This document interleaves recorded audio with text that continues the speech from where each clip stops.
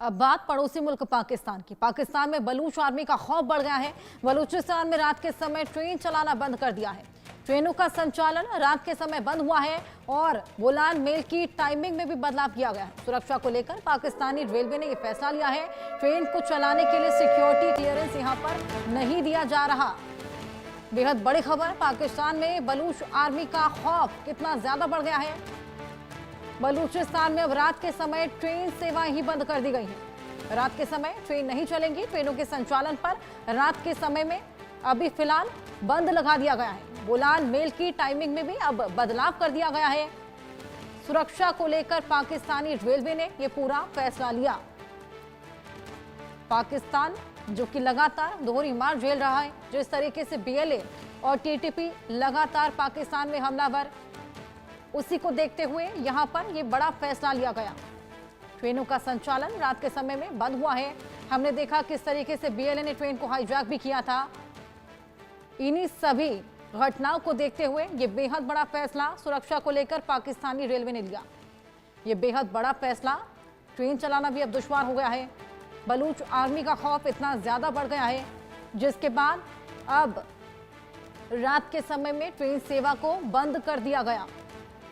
तो बलूच आर्मी का यह खौफ, जिसके बाद ये बेहद बड़ा फैसला यहां पर लिया गया है। बोलान मेल तक की टाइमिंग में बदलाव कर दिया गया है। रात के समय पे अब वहां पर ट्रेन नहीं चलने वाली।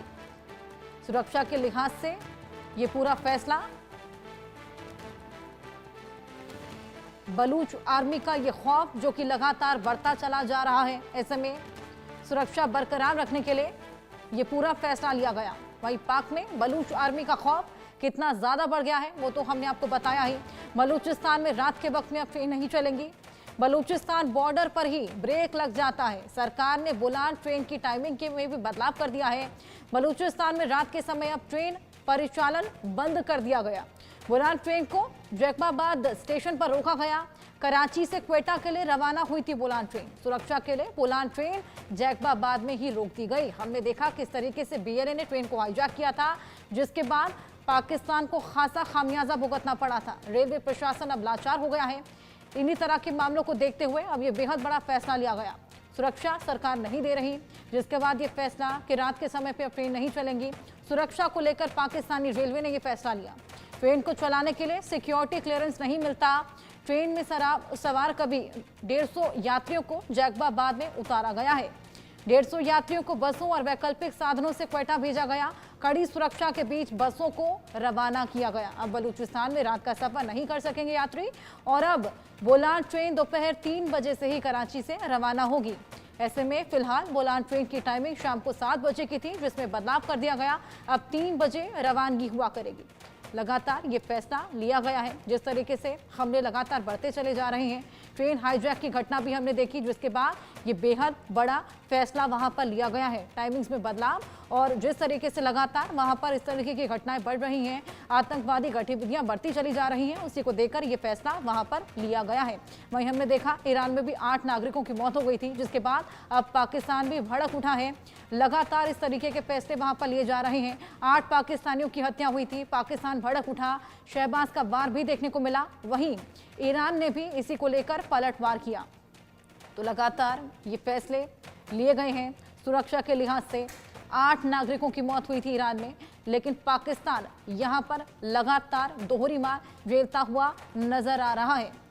ये बेहद बड़ा फैसला। जेके बंसल डिफेंस एक्सपर्ट हमारे साथ जुड़ गए हैं, उनसे और बातचीत करेंगे। जेके बंसल जी, बहुत स्वागत है आपका। जिस तरीके से हम देख रहे हैं पाकिस्तान दोहरी मार झेल रहा है, एक तरफ से टीटीपी हमलावर है, दूसरी तरफ से बीएलए, और जिस तरीके से ट्रेन हाईजैकिंग वहां पर देखी गई थी, उससे इतने ज्यादा खौफ में है पाकिस्तान कि अब ट्रेन के टाइमिंग्स में बदलाव किए जा रहे हैं। साथ ही रात को अब वहां पर कोई भी ट्रेन नहीं चलने वाली है। वहीं पाकिस्तानी सरकार इसको लेकर कोई कदम नहीं उठा रही है, कोई एक्शन नहीं ले रही है। Good afternoon Harsha. देखिए, ये जो सब कुछ पाकिस्तान का करा धरा है। अभी जो है आपने कहा 2 लोग, दोनों टीटीपी भी है, बीएलए भी है, इसके साथ साथ में जो आईएसआई खुरासान और इन सबको सपोर्ट जो है तालिबान भी दे रहा है।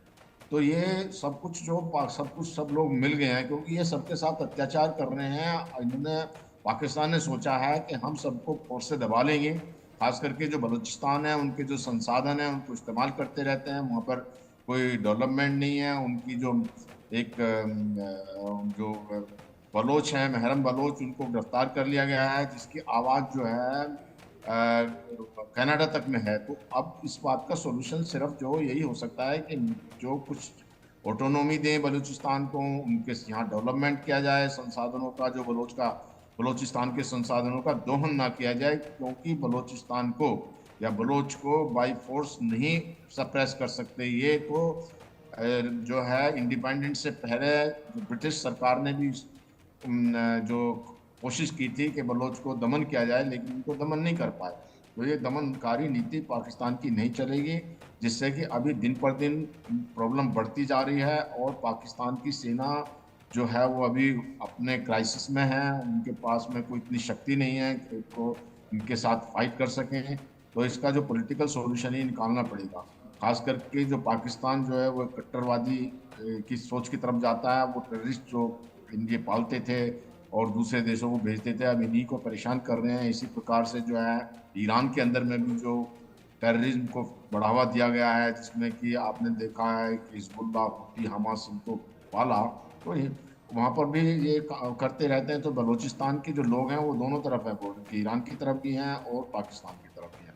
अब जो 8 जो लोग मारे गए वो पंजाब से थे, क्योंकि बलोची समझते हैं, बलूचिस्तान वाले, कि पंजाब के लोगों को सब जगह प्रेफरेंस दी जाती है और हमारे जो संसाधन को लूट करके या दोहन करके उसको कुछ चीन को भेज दिया जाता है, जो पाकिस्तान इसको पंजाब को दे दिया जाता है। तो इस प्रकार से देखते हुए अभी जो पाकिस्तान के हालात बहुत ख़राब हैं। वहाँ के जो सैनिक हैं, जो खास करके junior officer, colonel, lieutenant colonel, major और सैनिकों ने एक लेटर लिखा है, जिसमें उन्होंने बोला है कि जो प्रेजेंट आर्मी चीफ हैं उनको हटाया जाए। तो इन बातों को देखते हुए सेना भी इनकी बड़ी कमज़ोर पड़ रही है। तो हालात ख़राब हैं पाकिस्तान के अंदर में। जब तक ये मिल बैठ करके इसका कोई पॉलिटिकल सॉल्यूशन नहीं निकालें तो ये ऐसे ही चलता रहेगा और निर्दोष लोगों की हत्या होती रहेगी। बिल्कुल जेके बंसल जी, लेकिन यहाँ पर डायलॉग की स्थिति भी तो नहीं बन पा रही ना। जिस तरीके से लगातार हमले यहाँ पर चल रहे हैं और जिस तरीके के तेवर अभी दोनों ही ओर से देखने को मिल रहे हैं, और ये कहना भी गलत नहीं होगा कि पाकिस्तान की सेना और सरकार दोनों ही यहाँ पर सुरक्षा प्रोवाइड कराने में बिल्कुल नाकाम नजर आ रही है। हाँ, देखिए क्या है कि ये कोशिश नहीं कर रहे। अभी जो पाकिस्तान कोशिश नहीं कर रहा, कभी कोशिश की नहीं पाकिस्तान तो दमनकारी नीति रखते हुए जो बलोच लोगों को उनको दमन, आपको सोच रहे हैं कि हम फौज के तरीके से या उनके लोगों को गिरफ्तार करके, जो महरम बलोच है जिसकी जो उनकी एक लीडर है उसको इन्होंने बंद करके रखा हुआ है। अब जो बंद करके रखा हुआ, इन्होंने सोचा था कि वो उसको बंद करने से शायद जो है इनका जो आंदोलन कम हो जाएगा, लेकिन वो और भड़कता जा रहा है, बढ़ता जा रहा है। और आवाज़ जो इंटरनेशनल पटल पे पहुंच गई है, उनको तो यहाँ तक चल रहा है कि जो नोबेल पीस प्राइज देने की बात कर रहे हैं। तो ऐसी स्थिति में पाकिस्तान को ये सोचना बहुत ज़रूरी है कि इसको मिल बैठ करके जो बालिस्तान के जो मॉडरेट लोग हैं उनके साथ बैठ करके एक उनका समस्याओं को सुने, उसका समाधान करें। कोई भी समाधान जो है बिना बैठने के या डायलॉग डिप्लोमेसी के नहीं हो सकता। कभी भी कोई लड़ाई से नहीं हो सकता। आप खुद ही देख लीजिए, जनवरी 2024 में ईरान ने मिसाइल दाग दी पाकिस्तान के ऊपर, पाकिस्तान ने भी रिटेलिएट कर दिया। जब ईरान ने मिसाइल दाग दी तो उन्होंने कहा कि यहाँ पे जो जैसे अल अदल के जो यहाँ पे आतंकी हमने उनके ऊपर दाबी की थी, जबकि यहाँ के जो पाकिस्तान के अंदर में 3 लोग मारे गए थे। इसी प्रकार से रिटेलिएट करके पाकिस्तान ने भी वहाँ पे मिसाइल मार दिया जो पाकिस्तान ईरान के अंदर में, तो 8 लोग मर गए। लेकिन अल्टीमेटली दोनों ने फिर अपने दोनों की तरफ से अपने अपने वो एम्बेसडर चले गए। बाद में जो है रिकंसाइल किया और आपस में मिल बैठ कर इस मामले को सुलझाया। अब इनसे सीख लेनी चाहिए कि अगर ये अटैक करे जाते और उसको मिलिट्रीली सॉल्व करते तो कभी नहीं होता। लेकिन जब आपस में रिकंसाइल किया उसके बाद में अभी नॉर्मलाइजेशन हुए उनके रिलेशन पाकिस्तान के और ईरान के। नहीं तो जनवरी 2024 में बहुत खराब रिलेशन। बिल्कुल जेके बंसल जी, या तो फिर डायलॉग की स्थिति बननी जरूरी है या फिर टुकड़े टुकड़े होगा पाकिस्तान। आप हमारे साथ बने रहिए। एक और बड़ी खबर दर्शकों को दे दें। अमेरिका में पाकिस्तान के गृह मंत्री का बड़बोला बयान सामने आया है। आतंकवाद से जूझ रहा है पाकिस्तान। मोहसिन ये बोलते नजर आए, आतंकवाद एक वैश्विक चुनौती है। आतंकवाद के खिलाफ जंग में पाकिस्तान ने कुर्बानी दी है। अंतर्राष्ट्रीय समुदाय को पाकिस्तान का सहयोग करना चाहिए। आतंकवाद और दुनिया के बीच दीवार की तरह खड़ा है पाकिस्तान। तो आतंकवाद और दुनिया के बीच दीवार की तरह खड़ा पाकिस्तान, और यहां पर अंतर्राष्ट्रीय समुदाय से हस्तक्षेप की मांग, सहयोग की मांग की जा रही है। पाकिस्तान के गृह मंत्री का यह बड़बोला बयान सामने आया है। जेके बंसल जी, आपके पास मैं वापस लौटूंगी। ये बड़बोला बयान सामने आया है और वहां पर वो कहते हैं कि आतंकवाद एक वैश्विक चुनौती है, हमें सहयोग करें, लेकिन आतंकवाद को पनाहगाह देने वाला तो खुद ही पाकिस्तान है। अब उसकी मार झेल रहा है तो यहाँ पर सहायता मांग रहा है।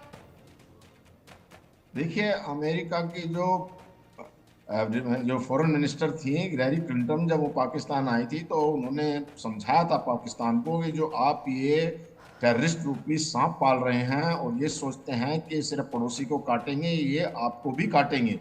उस समय बताया था। तो ये सारी दुनिया जानती है कि जो ईपी सेंटर है पाकिस्तान टेररिस्ट का, और सब जगह टेररिस्ट को एक्सपोर्ट करता है, भेजता है। अब ये जाकर के वहां पर ये कहना कि जी पाकिस्तान जो है दीवार के रूप में खड़ा हुआ है और हम इसको खत्म करते हैं, तो ये सब दुनिया इसको बात को कोई विश्वास नहीं करेगा। लोग हंसेंगे कि पाकिस्तान जो, ये सब फैक्ट हैं।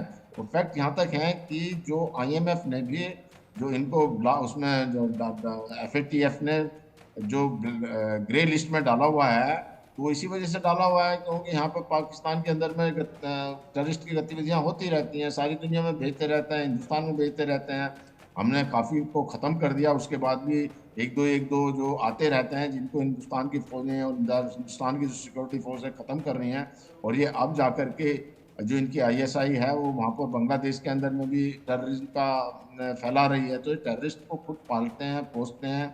तालिबान में वहाँ पे हक्कानी तालिबान सबको इन्होंने TTP को इन्होंने ट्रेन किया है। खुद कहते थे जी हमने TTP को ट्रेन किया है और उनको तो हम समझ लेंगे। आप बताइए, जब खुद कहते थे TTP को, और TTP को अब कह रहे हैं कि भाई इनके यहाँ पे वो टेररिस्ट एक्टिविटी कर रहे हैं, तो इनका जस्टिफिकेशन क्या है इस बात का पाकिस्तान का कि भाई वो उन्होंने आतंकवाद नहीं फैलाया? आतंकवाद तो इन्होंने फैलाया।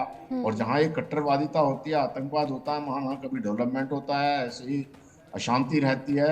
जैसे कि अभी जो लोग मॉडरेट हैं, जो मुस्लिम कंट्रीज हैं, जैसे सऊदी अरबिया है, जो UAE है और कतर हैं, तो बहुत सारे ऐसे कंट्री हैं जो मॉडरेट हैं। उनमें देख लीजिए कितना उनका प्रोग्रेस हो रही है, वहाँ काफ़ी डेवलपमेंट है। और जो जैसे पाकिस्तान हुआ, ईरान हुआ, और इस तरह की जो कंट्री हैं, और इस जो एक उनकी मानसिकता एक रेडिकलाइजेशन और कट्टरवाद की है, तो वहाँ नहीं हो पाता, अशांति रहती है। तो इसलिए जो ये सोचना पड़ेगा अभी कि जो कुछ कंट्रीज हैं, जैसे सऊदी अरबिया से सीखना पड़ेगा कि वहाँ पर जो मॉडरेट किस्म के विचार हैं, और जैसे UAE के अंदर में इतने मॉडरेट हैं कि उन्होंने एक हिंदू मंदिर बनवाया है। तो इन बातों को देखते हुए जो वहीं उन्हीं के जगह पे डेवलपमेंट हो सकता है जहाँ पर आप बहुत संकीर्ण विचार रखेंगे और आपकी कट्टरवादिता सोच होगी, वहाँ पर कभी कोई शांति हो ही नहीं सकती। और इसी वजह से पाकिस्तान ने जो किया उसको भुगत रहा है, काट रहा है। लेकिन अभी भी इनको समझ आनी चाहिए कि मिल बैठ कर के बात करें और आगे जो है ना, जो टेररिस्ट अपने पैदा ना करें, किसी देश में ना भेजें, हिंदुस्तान में ना भेजें और कहीं भी ना भेजें। बिल्कुल बंसल जी, और इस तरीके के बयानों से बचने की भी बेहद ज्यादा जरूरत है। आपके पास मैं वापस आऊंगी। एक और खबर दर्शकों को दे दें